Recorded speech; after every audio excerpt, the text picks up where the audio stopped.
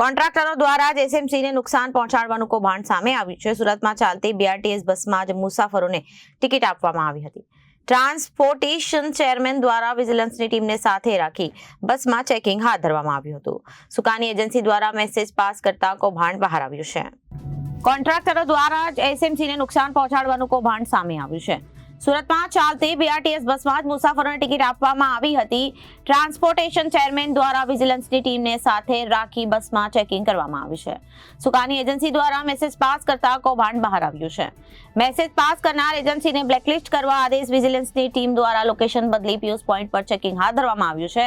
Pandesara route number 205માં આકાર એજન્સીના કન્ટેક્ટરને દ્વારા 60 પેસેન્જરોને ટિકિટ નહીં આપી હોવાનું સામે આવ્યું છે. ટ્રાન્સપોર્ટેશન ચેરમેન સોમનાથ મરાઠાને વિજિલન્સની ટીમ દ્વારા ફાઇન આપી બ્લેકલિસ્ટ કરવામાં આવ્યું હતું અને મેસેજ વાયરલ કરનાર મેનેજરને પણ બ્લેકલિસ્ટ કરવા આદેશ આપવામાં આવ્યો હતો.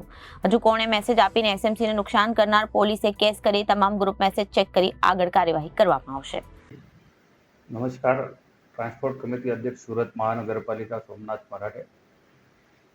ગત રોજ ડિંડોલી વિસ્તારમાં જે સાઈ પોઈન્ટ છે ત્યાં બીઆરટીએસ રૂટમાં અમે વિજિલન્સ ટીમ સાથે જે બસની ચેકિંગમાં અમે જ્યારે નીકળ્યા હતા તે દરમિયાન અમે ત્યાં જે તપાસ હાથ ધરી હતી તે સમયે સુકાની જે અમારી પાસે કંડક્ટરની એજન્સી છે, આ એજન્સીનો એક મેનેજર મહેન્દ્ર કરીને એને એક મેસેજ વાયરલ કર્યો અન્ય ગ્રુપોમાં અને અલગ અલગ રૂટમાં, અને ચેરમેન અને વિજિલન્સની ટીમ ચેકિંગમાં ઉતરી છે. તમામ સાવધાન થઈ જાઓ.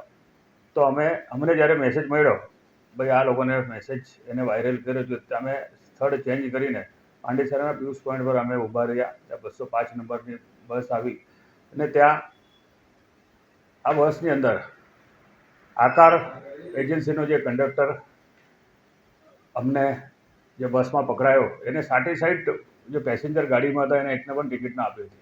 તો મશીન ખરાબ છે. વિજિલન્સ ટીમને અમે ગાડી ઊભી રાખીને તમામ આ મશીનની ચેરે ચેકઅપ કરાવ્યું, ચેકિંગ કરાવી ત્યારે આ મશીન ચાલુ હતું.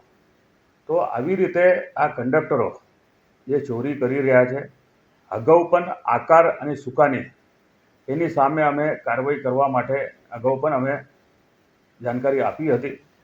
અને ગત રોજ જે ઘટના બની છે, આ કંડક્ટરને અને જે મેનેજરને અમે બ્લેકલિસ્ટ કરવા માટેની બી સૂચના આપી છે. અને જેને મેસેજ વાયરલ કર્યો છે, કયા કયા ગ્રુપમાં એને મેસેજ વાયરલ કર્યો છે, એમને પણ એની બી તપાસ થાય અને એમની ઉપર પણ કાર્યવાહી થાય.